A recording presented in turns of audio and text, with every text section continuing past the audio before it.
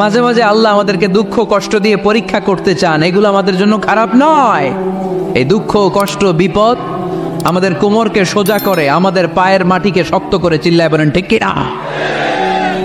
প্রতিকূল পরিবেশে কিভাবে বাঁচতে হয় এই দুঃখ কষ্ট আমাদেরকে শিখায়। এজন্য মুমিন বান্দার বৈশিষ্ট্য হচ্ছে দুঃখ কষ্ট বেদনা জ্বালা এগুলোতে সে আপসেট হয় না, সে হাল ছেড়ে দেয় না, সে ভরসা রাখে একজনের উপর, চিল্লায় বলতে হবে তিনি কে? কারণ মুমিন জানে রাত্রি যত গভীর হয় অন্ধকার তমানিসা ভেদ করে সুবহে সাদিক হয়।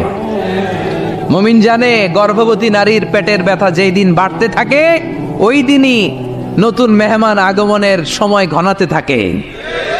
মুমিন জানে তার জীবনে দুঃখ কষ্ট বিপদ যত বাড়তে থাকে সুখের দিন কাছে আসতে থাকে।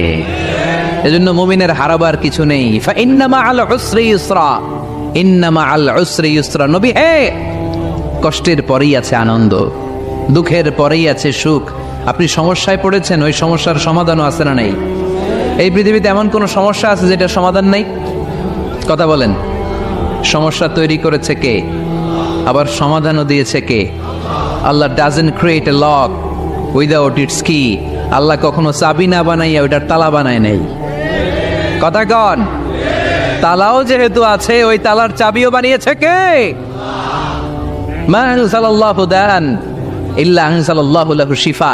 আল্লাহ দুনিয়ায় এমন কোন রোগ পাঠায় নাই যেই রোগের ঔষধ বানায় নাই, এমন কোন রোগ নাজিল করে নাই যেই রোগের কোনো চিকিৎসা বানায় নাই, হয়তো সেটা আবিষ্কার হয় নাই। অনেকে ক্যান্সারের কথা বলতে পারেন যে হুজুর ক্যান্সার এমন রোগ, এই ক্যান্সার তার নাই কোনো অ্যান্সার, কিন্তু বিজ্ঞানীরা বলতেছে এটারও অ্যান্সার আবিষ্কৃত হচ্ছে।